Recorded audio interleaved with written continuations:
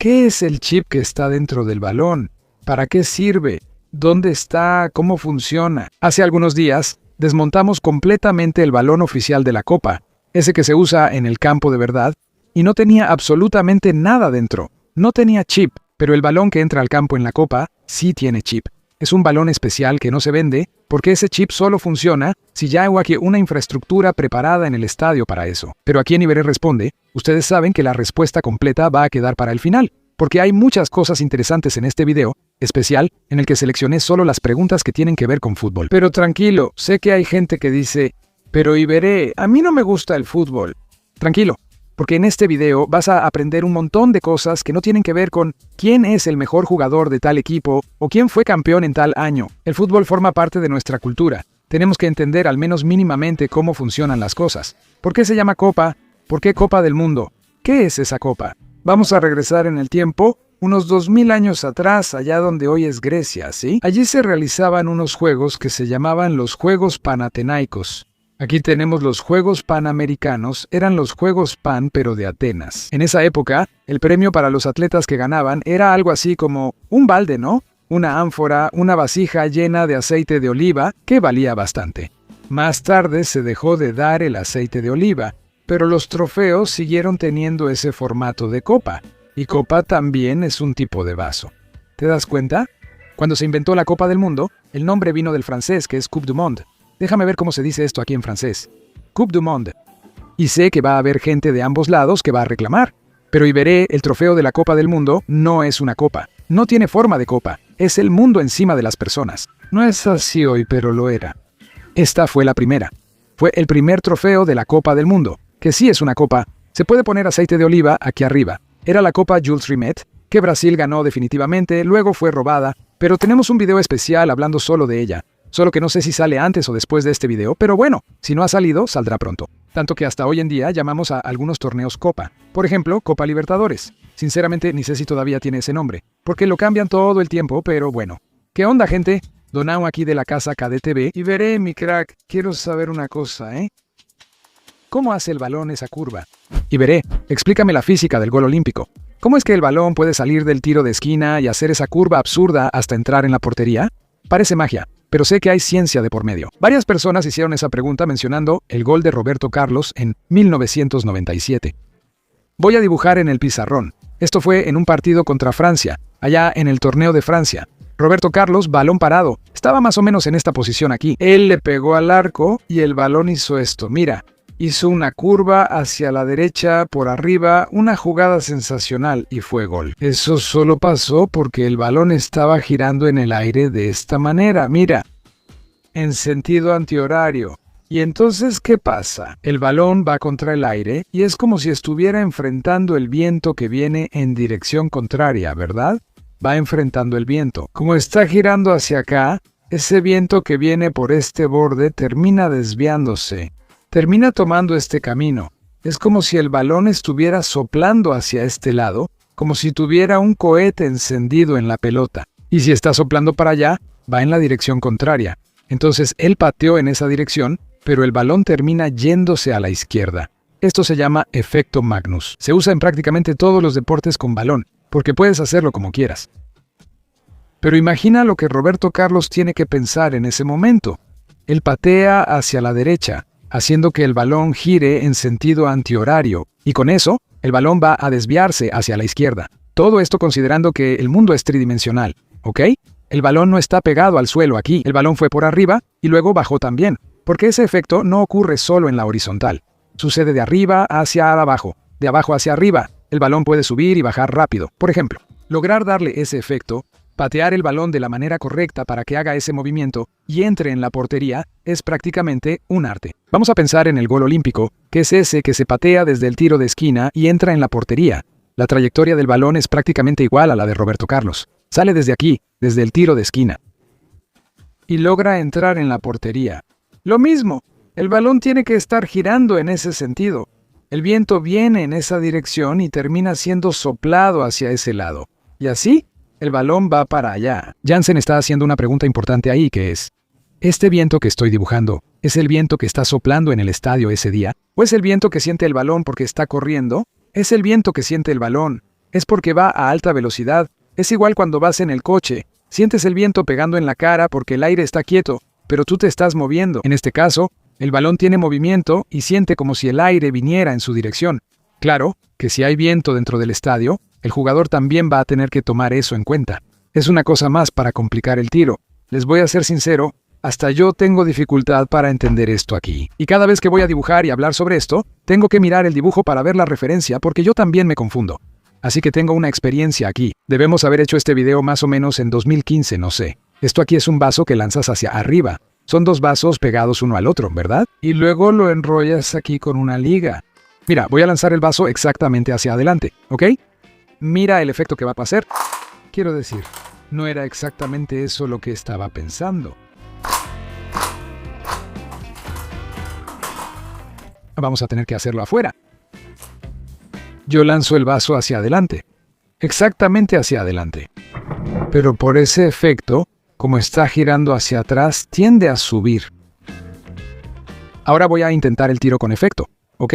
Voy a lanzar el vaso hacia adelante, pero mi idea es que se desvíe hacia la izquierda porque está girando en sentido antihorario. Igualito al balón de Roberto Carlos. Ahora al contrario.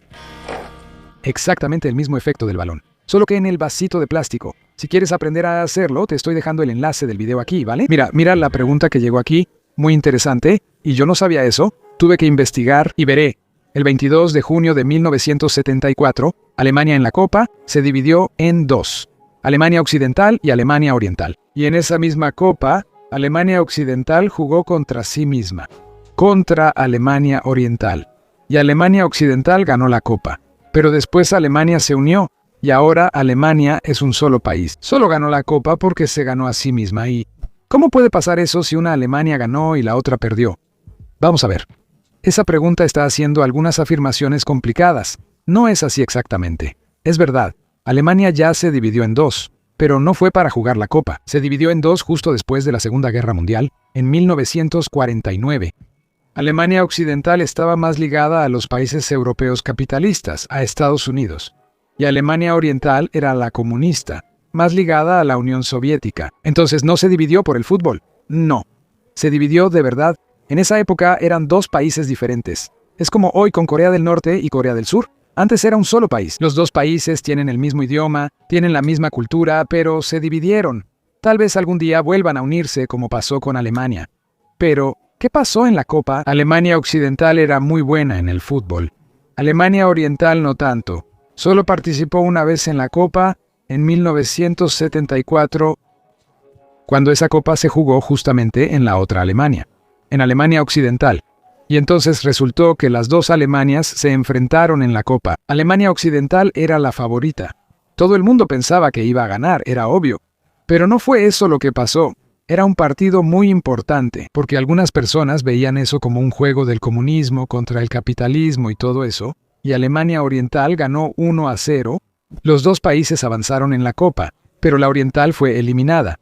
Y quien ganó la Copa del Mundo ese año fue Alemania Occidental. Entonces, volviendo a tu pregunta que me pareció muy buena, lo que está mal en ella es que los países no se dividieron por la Copa, ya estaban divididos, y Alemania Occidental ganó la Copa perdiendo contra Alemania Oriental.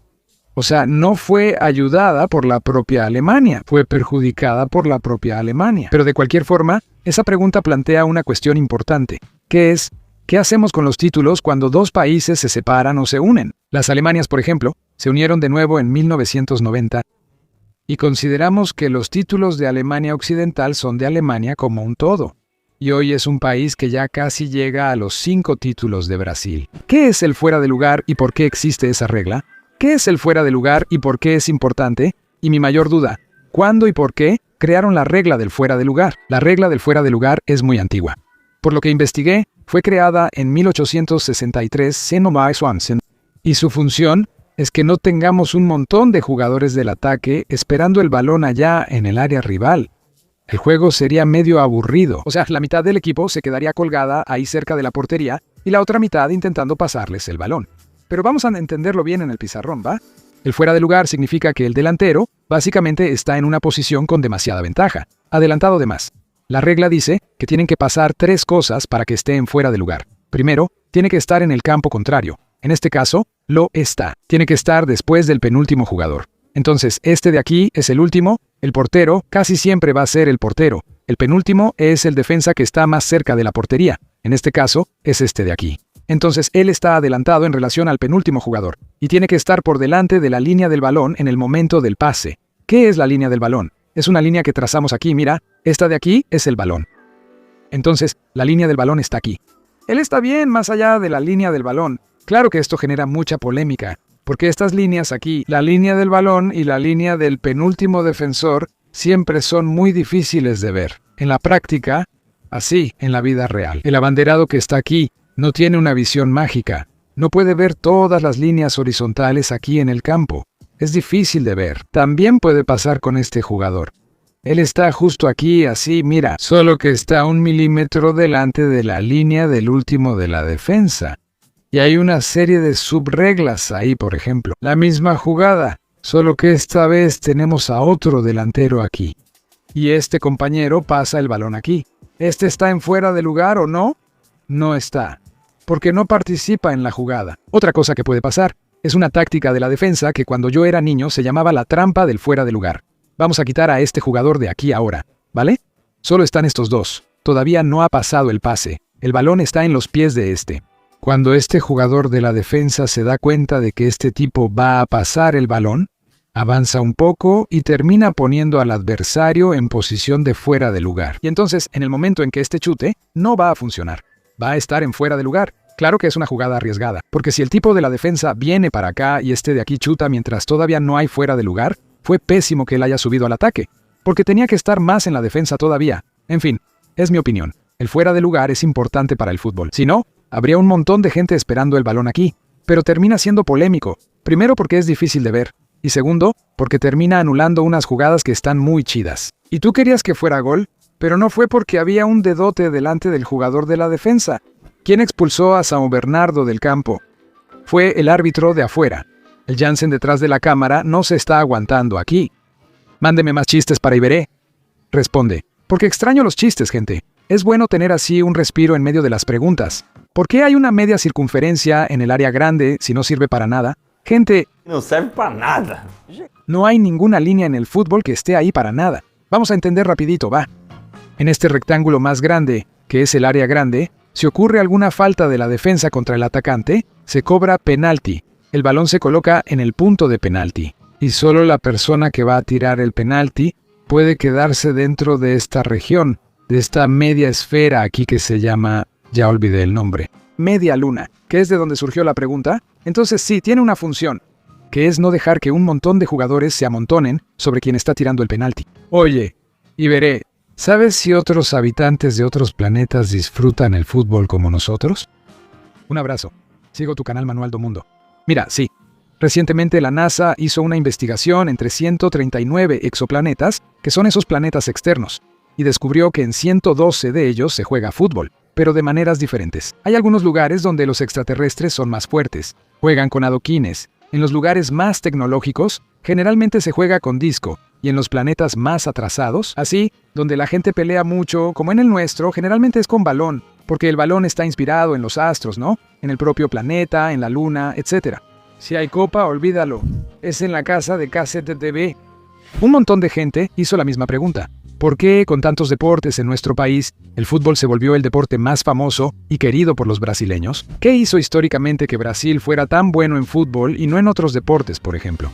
Hola chicos, soy Amanda Viana, comentarista de Caseta KCTV, y el brasileño ama tanto el fútbol porque el fútbol es pasión, es alegría, el fútbol nos da ganas de estar con otras personas.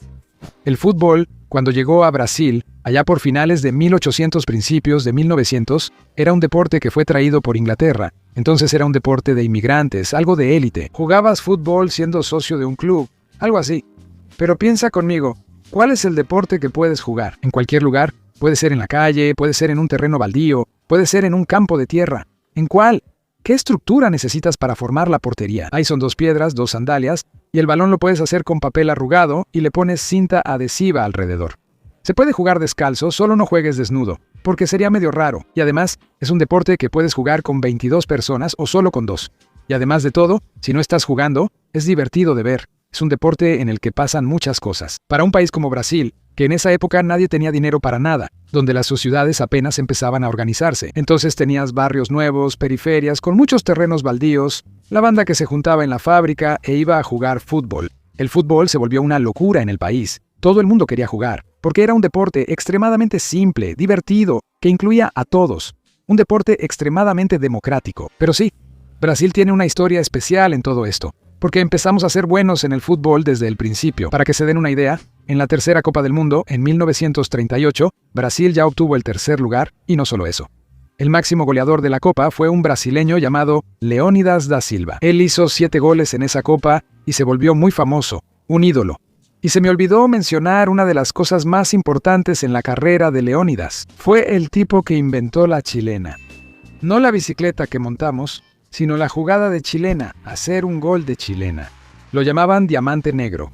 Y no, el nombre del chocolate no es una coincidencia. Ese chocolate fue nombrado en esa época en su honor.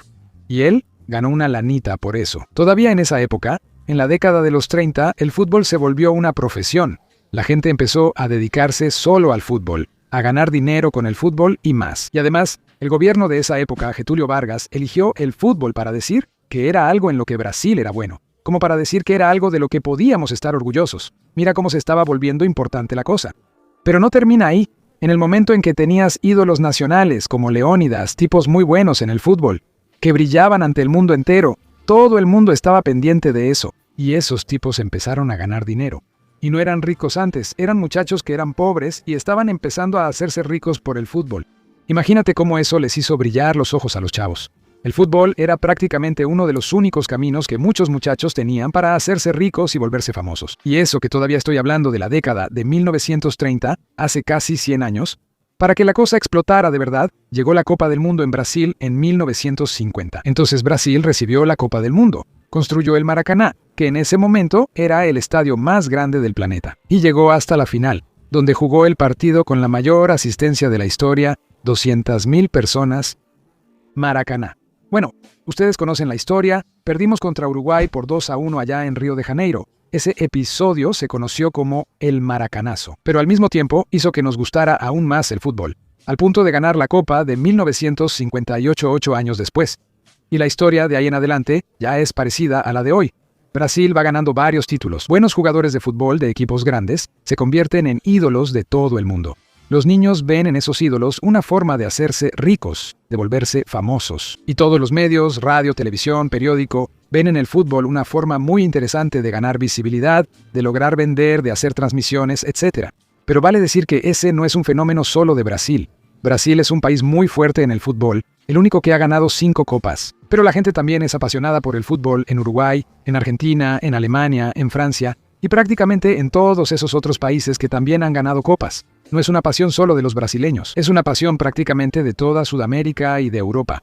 Y de varios otros países también. Y es muy padre que Brasil sea el país que de alguna manera lidera todo ese movimiento. El país que más ha tenido victorias en copas. ¿Qué escriben los árbitros detrás de las tarjetas?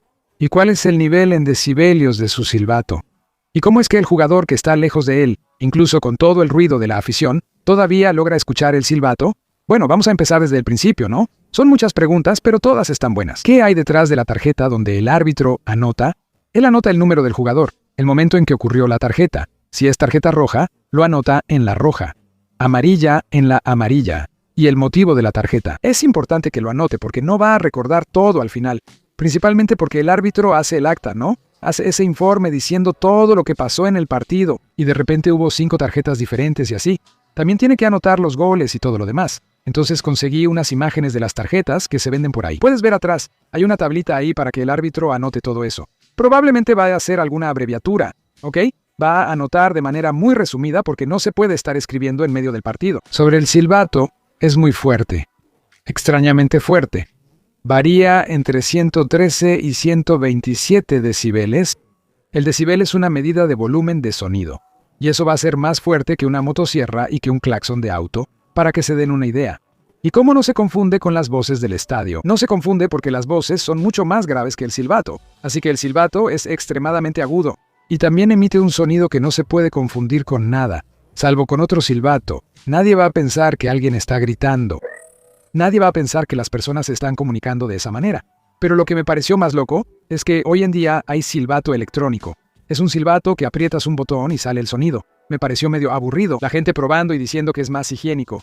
Ay, por favor, ¿no? ¿Tienen flojera de poner la boca en su propio silbato? ¿Será que los árbitros ya no tienen más aire para soplar el silbato? En fin, si alguien sabe la utilidad de ese silbato electrónico de verdad, póngalo en los comentarios, por favor, porque yo no entendí el propósito de eso. Me recordó una vez que vi un video donde un tipo mostró en un supermercado de Japón un plátano que ya estaba pelado y venía dentro de un empaque. El plátano tiene uno de los empaques más perfectos del mundo, que es su propia cáscara. ¿Por qué vas a pelarlo y ponerlo dentro de otro empaque que se va a convertir en basura? Mira a Jansen dando un buen motivo ahí. Que tal vez el silbato electrónico salga por el sistema de sonido del estadio y así sea más fácil de escuchar. ¿Puede ser, Jansen? No sé. Nos van a responder en los comentarios. ¿Cómo se hacen los dibujos en el pasto? Por ejemplo, esos campos que tienen cuadros o rayas con pasto verde más claro y más oscuro. Una persona ya respondió aquí. Ellos llaman a los extraterrestres para que pasen su nave por el pasto y así hagan esa diferencia de tono de color. Deben ser los mismos extraterrestres que juegan fútbol en otros planetas, ¿verdad? Ya respondí esa pregunta en otro video, pero vamos allá. Esas rayas cuadriculadas son por estética, para que se vea bonito. Es más o menos como si fuera un corte de cabello, para que se vea bien cuidado. Tiene la ventaja de que es más fácil para el abanderado y para la afición entender cuándo hubo fuera de lugar o no.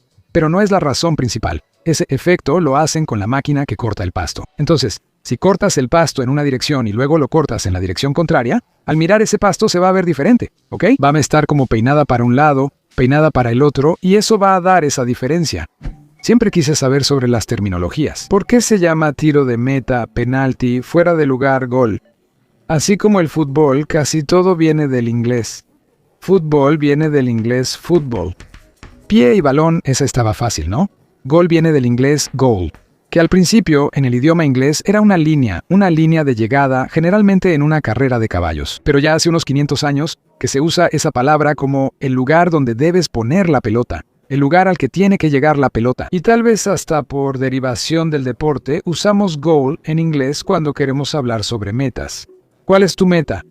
Usas what is your goal. Saque de meta viene de goal kick. Tiro viene de chute y meta de gol. Penal viene de penalty, que es una penalidad, es un castigo. Pero la palabra que me sorprendió, que aprendí investigando para este video, es dribble, que viene del inglés dribble, que es gotear, dejar caer gotas, porque el drible se hace con toques cortos, con golpecitos en el balón, como si estuviera goteando ahí. Y veré, ¿cuánto necesita salir el balón para que se considere fuera? Yo también tenía esa duda. Vamos a dibujar.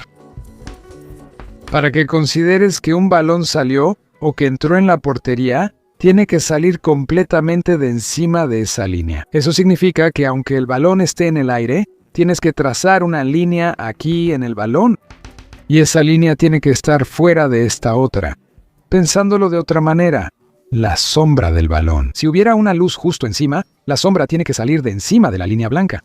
Es complicada esa regla, porque imagina que el balón está entrando a la portería, y la sombra del balón está casi al final de la línea blanca, pero el portero logra sacarla afuera. No fue gol. Oye, y veré, mi duda es, ¿cómo se eligen los números de los jugadores? ¿Tienen algún significado? Por ejemplo, ¿el número siempre es de defensa o hace referencia a alguna historia? Bueno, primero que nada, los números están ahí para facilitarle la vida al árbitro. No hay manera de que él se aprenda el nombre de todos los jugadores y andar viendo si uno se parece al otro. En el momento de marcar una falta, confunde a Juan con José. Y al principio, la regla era fija. Había 11 jugadores, los números tenían que ir del 1 al 11 y empezaba por el portero. Él era el número 1 y la numeración iba avanzando hasta llegar adelante, al 11. Hoy en día eso cambió mucho. Ya no existe esa obligación. Puedes ponerle el número a quien quieras. Pero hay mucha tradición en esos números. Por ejemplo, la camiseta 10 siempre va a ser del crack, como Pelé, Messi, Maradona, Marta. La camiseta 1 casi siempre es para el portero titular. La camiseta 9 es del centro delantero, como Ronaldo Fenómeno y así sucesivamente. Algunos clubes tienen la tradición de retirar una camiseta. Entonces, si en esa posición jugó Ronaldo Fenómeno, número 9, nunca más nadie podrá jugar con el número 9 en ese equipo. Pero en Brasil, hasta donde pude averiguar, solo en São Paulo, el 0-1 quedó para Rogério Ceni en la historia. Porque él todavía ponía el 0 antes del 1 y todo eso. Puedes tener portero con el 1, pero nunca más el 0-1.